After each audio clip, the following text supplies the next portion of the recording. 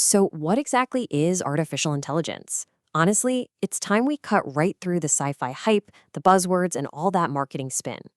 In this explainer, we're going to develop a highly practical, grounded mental model of what actually makes a system an artificial intelligence system. We are going to look under the hood and figure out how these tools literally function. To help us do that, we're relying on the visual framework from Data Zcience Bytes. They're fantastic at taking these dense, overly technical concepts and breaking them down into clear, bite-sized units of knowledge. Think about your normal daily routine for a second. You probably have a navigation system choosing the absolute fastest route for your commute, right? Then maybe you have a vision model automatically tagging faces in your camera roll, and a language model drafting a full email for you based on just a couple of quick bullet points. Now, on the surface, these tools look completely different. They serve totally different purposes, and yet every single one of them falls under the exact same umbrella of AI. So what is the common thread? What actually makes a computer system an artificial intelligence system? Well, let's start with the formal definition. Artificial intelligence is the field of building computational systems that perform tasks associated with perception, learning, reasoning, language, decision-making, or action. I know, it's a bit of a mouthful, but to truly understand AI, you kind of have to look past that broad label and ask three very specific things. What information enters the process? What operation actually changes or organizes that information? And finally, what kind of output comes back to us?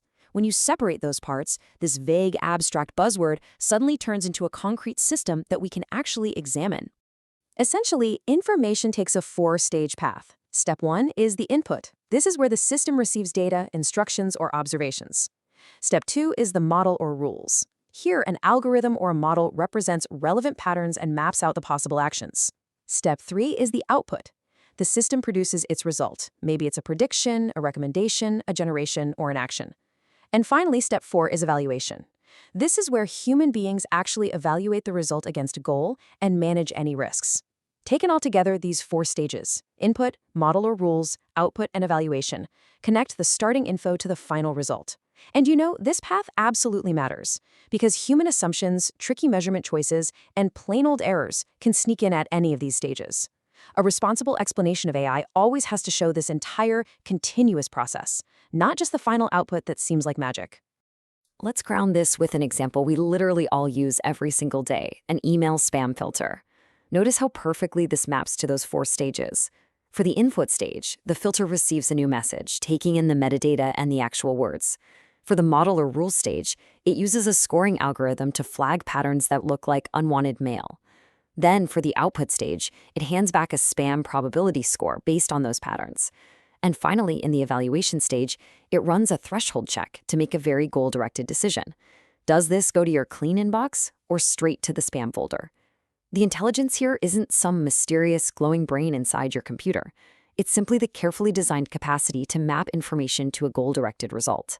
In real-world projects, this logic might involve millions of records and massive, complex variables. But the core conceptual path stays exactly the same. Seeing this process broken down is crucial because it dictates how we should actually use these tools. Look, you can use the broad term AI for the whole system, but it's vital to name the specific method, whether it's explicit rules, machine learning, search, or generation, when precision actually matters. You always need to match the specific method to your question, the data you have available, and the real-world cost of making an error. A great rule of thumb, never ever choose a tech tool just because it's currently popular or sounds sophisticated. You have to ask yourself, are my inputs appropriate? Does the output actually solve my problem? And how will we check the performance in the real world? This brings us to a massive, very common misconception. A lot of people think that every automated program is AI, or that every single AI system just learns all on its own. But the more accurate view is that AI is just an umbrella field. Yes, some systems use learned models, but others use explicit, hard-coded rules, and a whole lot of them combine methods to get the job done. It's absolutely essential that we stop viewing AI as this single, self-teaching, autonomous entity. Which brings us directly to the limits of these systems. I want you to remember this grounding rule. The label AI says little about reliability, scope, or appropriate use without evidence about the particular system. Just slapping the AI label on a product does not guarantee truth. It doesn't guarantee fairness, and it sure doesn't guarantee usefulness. That label just defines the conditions under which a system requires additional evidence, rigorous testing, and real human judgment. Bottom line, you must demand evidence for a system's reliability. All right, let's pull the whole shebang together into an essential recap. What is it?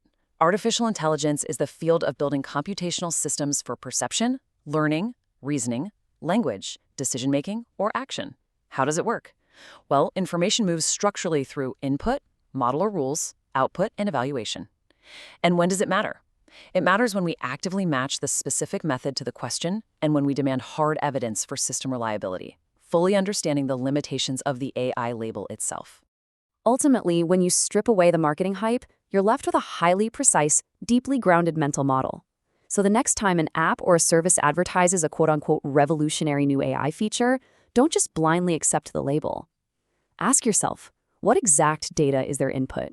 What rules are they using? And most importantly, how are they evaluating that output before it ever reaches you?